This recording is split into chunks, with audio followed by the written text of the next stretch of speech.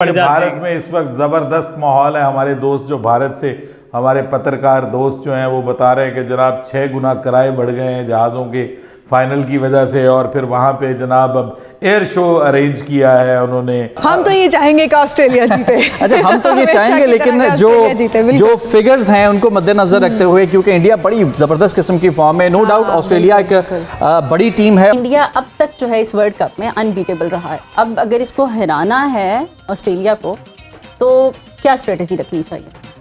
Strategy ये है कि 8 बंदों से ये खेलें। बहुत अच्छा खेल रहे हैं, बहुत अच्छा खेल रहे हैं। तालियां बजाते हैं बिल्कुल, तो फिर बजाऊंगी उनके लिए ताली, मैं उनके लिए ताली बजाती हूँ। इंडिया की टीम ने बहुत अच्छा परफॉर्म किया है। बहुत सारे इंडियन जर्नलिस्ट की, इनफैक्ट अगर हम कलकत्ता की बात करें तो कलकत्ता में क्रिकेट एसोसिएशन ऑफ बंगाल के प्रेसिडेंट की, former Indian captain Sourav Ganguly की, इन सबकी ख्वाहिश यही थी कि कलकत्ता में पाकिस्तान और इंडिया का सेमीफाइनल दोबारा हो। सबकी इंडिया में यही ख्वाहिश थी। इंशाल्लाह हमारे पाकिस्तान मुसलमान जिधर रहेंगे इस्लाम फैलाते रहेंगे। हमारे पाकिस्तानी मुसलमान नहीं है, वो भारतीय ही है। मैंने मतलब कितने वर्ल्ड कप यार हमने कवर किए हुए, देखे हुए, क्लोजली ऑब्जर्व किया हुआ। इस तरह की खूंखार इंडियन टीम मैंने जिंदगी में कभी नहीं देखी। ये मैंने लफ्ज इस्तेमाल किया, खूंखार टीम। बात तो सही कर रहे हैं। जहाँ पे आईसीसी भी बीसीसीआई की एग्जेक्टिव ब्रांच रखती हो बकौर मार्क बुचर के, तो बीसीसीआई तो किसी तरह भी पाकिस्तान को फलता फूलता हुआ नहीं देख सका।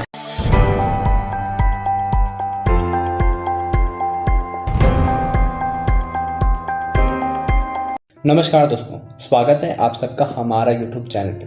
दोस्तों, आप सब जानते हैं पाकिस्तानी मीडिया की आदत, वे हर एक चीज़ जो भारत में अच्छी हो रही है उसे हमेशा नेगेटिवली दिखाते हैं अपनी आवाम को और अपनी जनता को, जिसके वजह से दोस्तों पाकिस्तान की ये हालत बन चुकी है। तो दोस्तों, अब पाकिस्तानी मीडिया एक और बात कर रहा है बीसीसीआई और भारत के रेवेन्यू को लेकर के। आप सब जानते हैं बीसीसीआई ने इस बार के वर्ल्ड कप को होस्ट किया है, जिससे बीसीसीआई को और इंडियन गवर्नमेंट को और इंडियन इकॉनमी को बहुत ही ज़्यादा मुनाफा हुआ है, जिसे देख करके अब पाकिस्तानी मीडिया परेशान है। और इसके साथ साथ दोस्तों भारत अब पहुंच चुका है फाइनल में। अगर भारत इस फाइनल के मैच को जीत जाता है तो भारत को मिलियंस ऑफ डॉलर्स मिलने वाले हैं, इंडियन क्रिकेट टीम को और बीसीसीआई को। अब पाकिस्तानी मीडिया पचा नहीं पा रही है और कह रही है कि भारत ने काफ़ी मिलियंस ऑफ डॉलर्स कमाए हैं। वहीं दूसरी तरफ पाकिस्तान भिखारियों जैसा गया था और भिखारियों जैसा ही वापस आया है। तो चलिए दोस्तों, इसी पर आगे पाकिस्तानी मीडिया का रिएक्शन देखते हैं। अगर आपको वीडियो पसंद आए तो वीडियो को लाइक करें और हमारे चैनल को सब्सक्राइब कर लें। एक बड़ी खुशी की खबर है, आप सबसे शेयर करूंगा। पाकिस्तान टीम तो चलें जी वापस आ गई वर्ल्ड कप से इंडिया से, लेकिन हमारे जो ज़का अशरफ साहब हैं वो इस वक्त इंडिया में पहुंच चुके हैं, लेकिन क्रिकेट खेलने नहीं पहुंचे हैं, वो आईसीसी की मीटिंग में पहुंचे हैं। नसीम भाई, क्या बातें होंगी आईसीसी की मीटिंग में ज़का अशरफ साहब पहुंचे हैं? देखिए, ज़का अशरफ साहब गए, सलमान नसीर साहब गए, चीफ ऑपरेटिंग ऑफिसर, ये दोनों गए, जो 19 और 21 तारीख को जो इंटरनेशनल क्रिकेट काउंसिल के इजलास होंगे उसमें नुमाइंदगी करेंगे। और फिर फाइनल भी देखेंगे 19 तारीख को जो खेला जाएगा। फिर कैमरा उनको नहीं दिखाएगा, लेकिन ये मैं बता दूं अभी साहब, अब कुछ पता नहीं, अगर बाकी बोर्ड के ऑफिशियल्स के साथ बैठे हो तो शायद दिखा दें। हाँ, झलक आ जाए, वरना वैसे तो पिछली दफ़ा बिल्कुल भी नहीं दिखाया था उन्हें।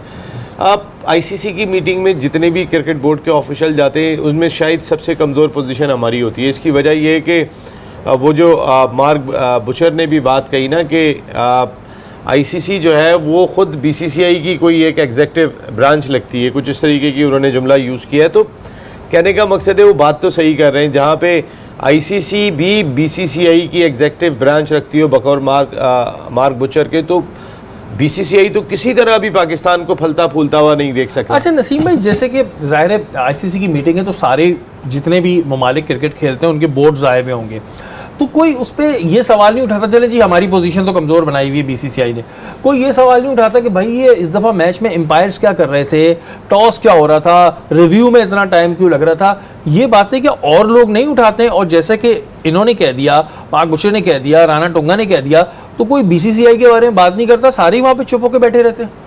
मेरे ख्याल है मोस्टली ज़्यादातर इंडिया का इन्फ्लुएंस है। देखिए, आज मैं एक बात कह रहा हूँ, ये बहुत ही इंपॉर्टेंट है। मैंने इससे पहले भी बीसीसीआई के सरबराह देखे, मैंने सौरव गंगुली को भी देखा, मैंने बहुत सारे देखे, जगमोहन डालमिया देखा, श्रीनिवासन देखा, बहुत सारे इंडिया क्रिकेट बोर्ड के सरबराह देखे।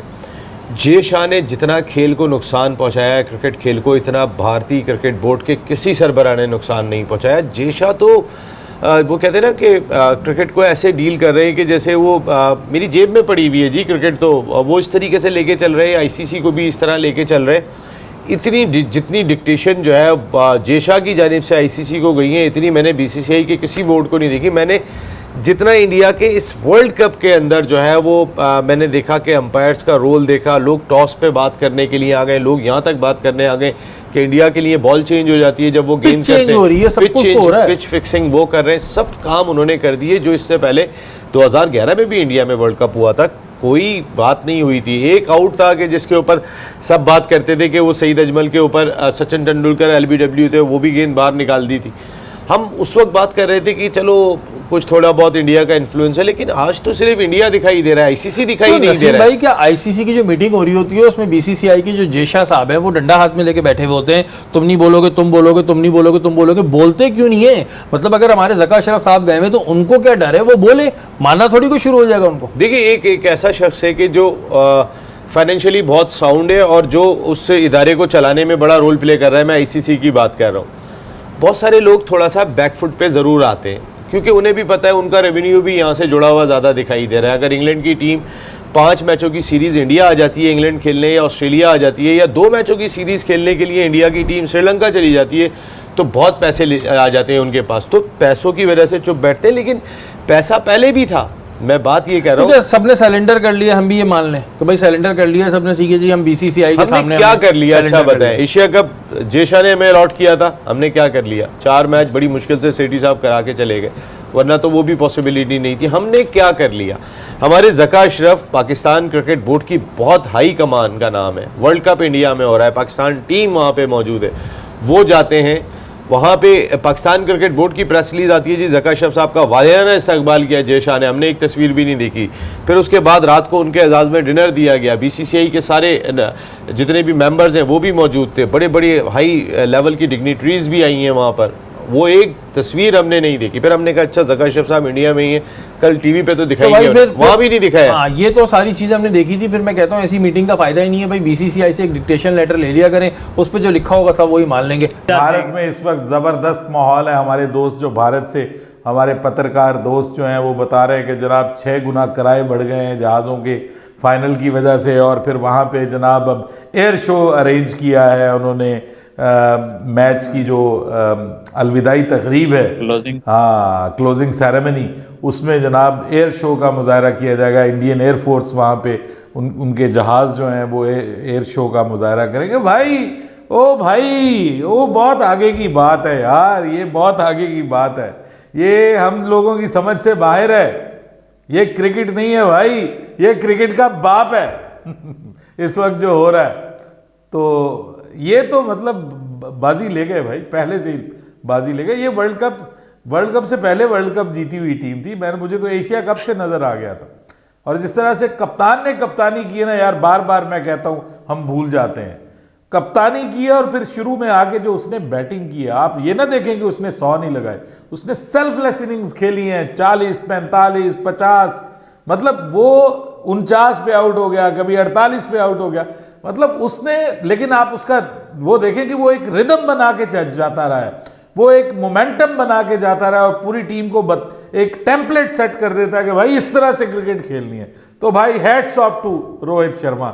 मेरा तो मैन ऑफ द टूर्नामेंट, अगर मैं आपको सच्ची बात बताऊं ना, मेरे तो दिल को जो अच्छी चीज लगी है वो रोहित शर्मा की कप्तानी लगी है। बाकी सब अपनी जगह, मतलब हर बंदे का अपना रोल है, शामी का अपना रोल है, कोहली का ये बड़ा हिस्टोरिक टूर्नामेंट है। और मैं ये समझता हूं कि कोहली के लिए इससे बढ़कर तोहफा कोई और नहीं हो सकता कि पोटेंशियली ये उसका लास्ट वर्ल्ड कप है और वो ये वर्ल्ड कप जीते अपने मुल्क के लिए। इतना बड़ा सर्वेंट ऑफ क्रिकेट और क्रिकेट को इतने बड़े लेवल पे लेकर के जाने वाला दुनिया का बेस्ट बल्लेबाज, without any doubt king of international cricket अगर उसको कहा जाता है तो वो किसी रीजन से कहा जाता है। और मैं समझता हूं कि ये दुनिया क्रिकेट के लिए उसके लिए बहुत बड़ा ट्रिब्यूट होगा अगर वो ये वर्ल्ड कप जीत के तो अपने कैरियर का एंड करते हैं।